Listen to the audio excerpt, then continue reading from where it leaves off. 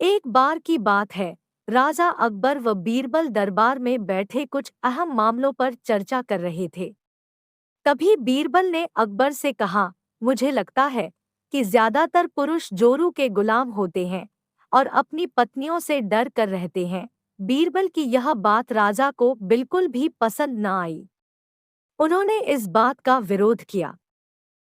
इस पर बीरबल भी अपनी बात मनवाने पर अड़ गए। उन्होंने राजा से कहा कि वे अपनी बात को सिद्ध कर सकते हैं, मगर इसके लिए राजा को प्रजा के बीच एक आदेश जारी करवाना होगा। वह आदेश यह था कि जिस पुरुष के अपनी पत्नी से डरने की बात सामने आएगी, उसे दरबार में एक मुर्गी जमा करानी होगी। राजा बीरबल की इस बात पर तैयार हो गए।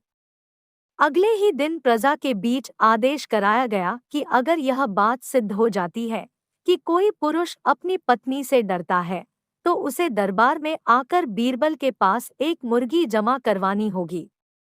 फिर क्या था, देखते ही देखते बीरबल के पास ढेरों मुर्गियां इकट्ठा हो गई और सैकड़ों मुर्गियां महल के बगीचे में घूमने लगी। अब बीरबल राजा के पास पहुंचे और बोले, महाराज, महल में इतनी मुर्गियां इकट्ठा हो गई हैं कि आप एक मुर्गी खाना खोल सकते हैं, इसलिए अब आप इस आदेश को वापस ले सकते हैं।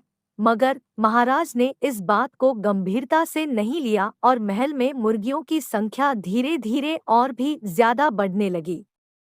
इतनी अधिक मुर्गियां महल में जमा हो जाने के बाद भी जब राजा अकबर बीरबल की बात से सहमत नहीं हुए, तो बीरबल ने अपनी बात सिद्ध करने के लिए एक नया उपाय निकाला।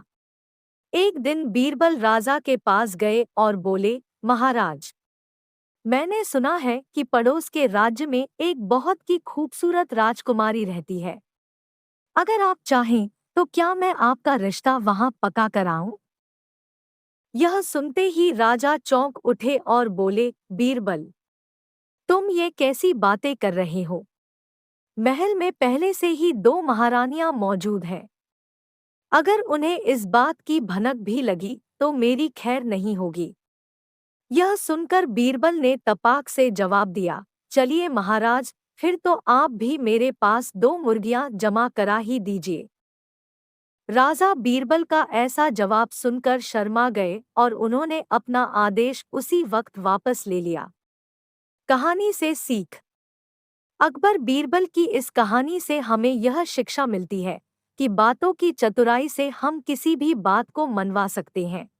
जरूरत है तो बस बीरबल की तरह चतुराई से अपना पक्ष रखने की। अगर आपको वीडियो पसंद आया हो तो इस वीडियो को लाइक करें और हमारे चैनल को सब्सक्राइब जरूर करें।